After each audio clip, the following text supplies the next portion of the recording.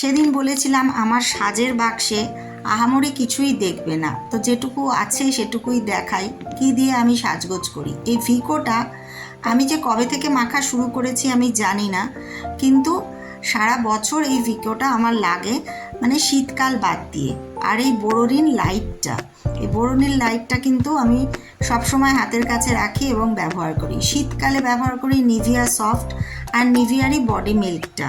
এগুলো ছাড়া আমার খুব একটা কিছু স্যুট করেও না, আর আমি মাখিও না। আর ল্যাক্টোক্যালামিন একটা ছোটোখাটো রেখে দিই, একটু একটু পিম্পলস বা কিছু স্ক্র্যাচ পড়লে তখন লাগে। ফেজলিন তো সবার সাজের বক্সেই একটা থাকে। আমার খুব নর্মাল কিছু জিনিস আছে। আচ্ছা, মার্সের এই ফেস প্যালেটটা আমার মেয়ে আমাকে গিফট করেছে। আইশ্যাডো ব্লাশার সবই এতে আর কি হয়। বিয়েবাড়ি গেলে খুব কমই ইউজ করি। আর এই হিমালয়ার অ্যান্টিসেপটিক ক্রিমটাও ভীষণ ভীষণ ভালো একটা ক্রিম, তোমরা তোমাদের সাজের বক্সে রাখতে পারো। ল্যাকমের এই পিচ পিঙ্ক যে ময়েশ্চারাইজারটা কোথাও বেড়াতে টেড়াতে গেলে আমার ব্যাগে থাকে। এটাও ইনসাইটের একটা ব্লাশার, হিয়ারই দেওয়া। এসব আমার মেয়ে চয়েস করে যেগুলো বোঝে মা যেরকম সাজগোজ করে খুব নর্মাল তার সাথে যাবে, সেইটা একটু আধটু আমাকে জোগাড় করে দেয়। আচ্ছা, এটা হচ্ছে একটা মেকআপ স্টিক, মানে এইচডির ব্লু হেভেনের। তো এটা কিন্তু খুব ভালো একটা জিনিস, কারণ গালে অনেক সময় নানা রকম প্যাচ হয়, ট্যান নয় কিন্তু প্যাচ হয়, সেগুলো একটু আধটু টাচ আপ করতে লাগে। তো এইটা একটা আমার মেকআপ বক্সে থাকে, যখন কোনো অনুষ্ঠান উৎসবে যাই সেই প্যাচগুলো ঢাকার জন্যে এটা কনসিলারের মতো কাজ করে আর কি। তো এটা রেখে দিই। এটা এবারে জন্মদিনে মেয়ে আমাকে গিফট করেছে, মার্সের একটা মাস্কারা, যেটা আমি খুবই কম লাগাই কারণ এখন চশমা পরি। আর আইলাইনারটা ওই ব্লু হেভেনের বোল্ড একটা ব্ল্যাক আইলাইনার, এটাও খুবই কম ব্যবহার করা হয় এখন। ফিটমির এই তোমার ফেস পাউডারটা বা কম্প্যাক্টটা, ফেস পাউডার বলা ঠিক না, সেটা লুজ হয়, কম্প্যাক্ট যেটা, সেইটা আমার স্কিনের টোন অনুযায়ী আমি কিনে রাখি, হিয়ারই সিলেক্ট করা।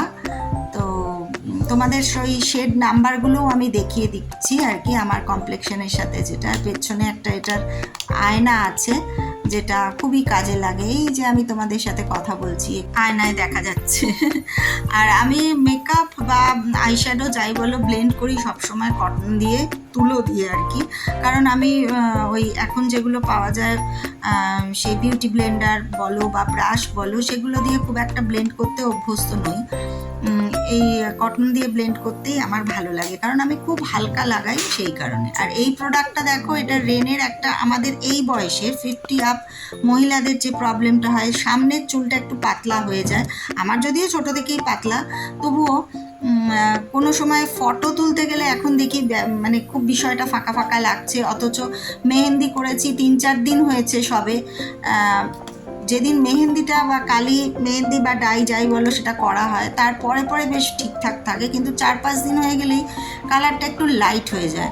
তখন এটা খুব কাজে দেয়। এটা রেনের, দেখো তোমাদের পিগমেন্টেশনটাও দেখাচ্ছি, হালকা একটা শেড পড়ে ব্ল্যাকের। এটা ওই ওটারই উল্টো দিকে একটা তোমার কটনের বা স্পাঞ্জের এরকম থাকে, সেটা দিয়ে থুপে থুপে লাগাতে হয় সামনেটুকু, যেটুকু তোমার যে জায়গাটা আর কি তোমার ফাঁকা ফাঁকা লাগছে সেই জায়গাটায় তুমি কাভার আপ করতে পারো। অথচ তোমাকে আবার ডাই করতে হলো না সেদিনের জন্যে। হঠাৎ হয় না, মেহেন্দি করলাম কি ডাই করলাম, তার 4 দিনের 5 দিনের মাথায় একটা অনুষ্ঠান, অথচ সামনেটা ছবি উঠলে ফাঁকা ফাঁকা লাগবে, তখন একটু এই অনুষ্ঠানে যাওয়ার আগে এটা দিয়ে কাভার আপ করে যেতে পারো। আর রেনের আর একটা জিনিস আমি ইউজ করি, সেটা হচ্ছে কাজল, ভীষণই ভালো, এত সুন্দর, এটা নরম এবং কালারটাও এত সুন্দর আসে। তো আমি মিডনাইট বলে যেটা ব্ল্যাক যে শেডটা, সেটা ইউজ করি।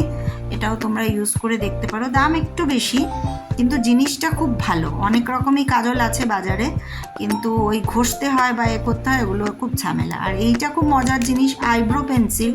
এটা ছোটোবেলা থেকেই আমরা সবাই ব্যবহার করছি, তখন তো টিপ পরা বলো কাজল পরা বলো এই আইব্রো পেন্সিলেই হতো, ল্যাকমের ছিল।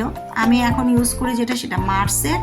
আর এই আইব্রো পেন্সিলটা খুব সফট, এটার পেছনে একটা ব্রাশ দেওয়া আছে, সেটা দিয়ে আইব্রো পেন্সিলটা ইউজ করার পর একটু তুমি যদি স্মাচ করে নাও তাহলে ন্যাচারাল লাগে লুকটা, সেই জন্যেই এটা থাকে। তো এই হচ্ছে আমার সাজগোজের বাক্স বা সম্ভার। কেমন লাগলো?